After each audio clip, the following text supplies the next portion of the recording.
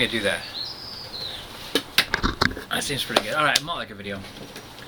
Not like a philosophy video.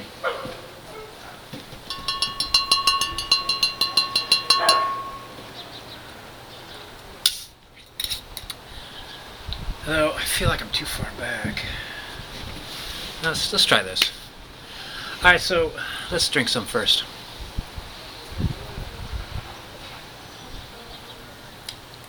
There's been this thing that I've been like struggling with for a really long time, and that's like the difference between explaining your ideas to somebody else, because like you basically know what you believe, and you probably know a good way to put it forth. So while you're doing that, most of your attention should be on when you're talking to somebody, on how they reply to you, because there'll be people who have their beliefs and they're giving them back to you, but they're also giving back to you that I hear you.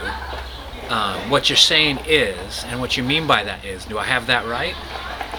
That's who you want to spend some time talking with. Like, not to change their ideas, not to change your own necessarily, but to have that be a possibility.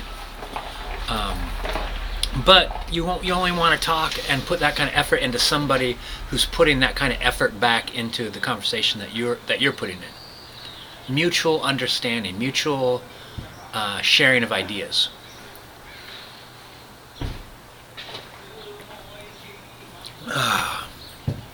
And then I'd go so far as to say, maybe in finding mutual concessions. Like, might not be that like, well, I've changed my beliefs, but like, I see your point. Now there's two different kinds of people that suddenly I change I change the amount of effort I put into these kind of things. People who don't listen while you're speaking, they already know, what they believe. So their only responsibility is they're regurgitating what they know. It's like, it's a waste of time. You might as well be a brick wall.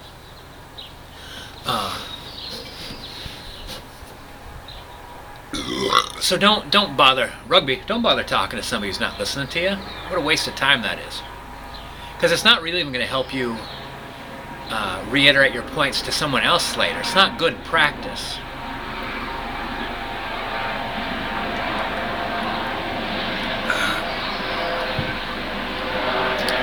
The other person that I then stop putting effort in is people who just like, anything that might shake what they believe to be true is a threat. Because they don't believe something because they know it to be true. They believe something because they're holding on to that. There's like it's like a life preserver of an idea. A good example of that is someone said like, "Oh, President Trump was elected by the people, so we the people selected this president." And I said, "Well, you know, that's not technically accurate."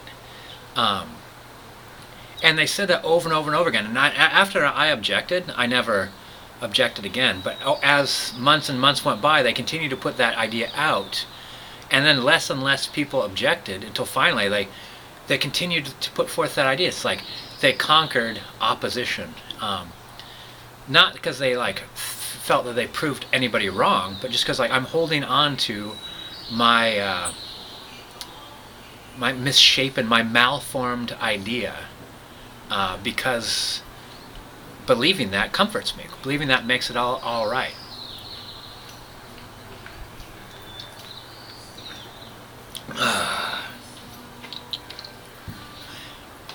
And then lastly is someone that almost thinks that you can almost follow their logic, and they are trying to listen to you, but there's something missing in that they can't adopt,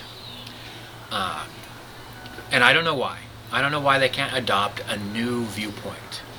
I think like good examples of that to me is I used to go canoeing. I had a double-seated canoe. And I'd put someone in the front, and I'd explain to them the different paddle strokes. We'd actually sit on dock and practice them. And then we'd get in the boat, and they would just do the paddle stroke that they've either done before or in their mind, this is how you paddle a canoe. And they would sweep out sideways to go forward, and the canoe would swing to the right. And over again, people would say, well, that's the current, or there's something wrong with your canoe, or the wind did that. And I'm like, all right, we could adjust. We could go over to the shallows where there's no current. We could get over to an area where there's no wind. There was nothing that would change this person's mind. The fact that their action had a reaction was separate, because in their mind they're paddling forward. If that means it goes right, that has nothing to do with what they did. They can't see the connection. I don't know what that's about, but that's a real thing, and nothing's going to change that. I never met anybody that I convinced to adjust their paddle stroke. I even getting in the front and demonstrating a different paddle stroke. They're like, no, that's what I was doing. I'm like, no, actually it wasn't. And then there's people that, it's very, very similar. They're like, in their mind, A, B, C, D is actually A, B, J, D. Like the J looks like the C to them. And it sounds right, and it looks right. And so like, when someone's like doing an action, they're following the steps necessary to get to D, and they hit J, and that's when things always go off track. In their mind, they've hit C. It's like they can't even recognize that they're hitting step J. And now that, I don't know. Sometimes I think there's a certain kind of like imbecility of will, for instance, and I'm not sure that actually could be overcome. But I do know that those people are aware that something's going wrong. I mean, because you can't actually follow steps out of order, or a step that belongs there. You can't skip that and put a different step in, because it won't get you to your destination. Like if you have to take 2 lefts, a right, and go forward 3 blocks and then take a left, if you skip any of those, you do not end up at the house you're going to. And they know it. They just can't quite understand why. And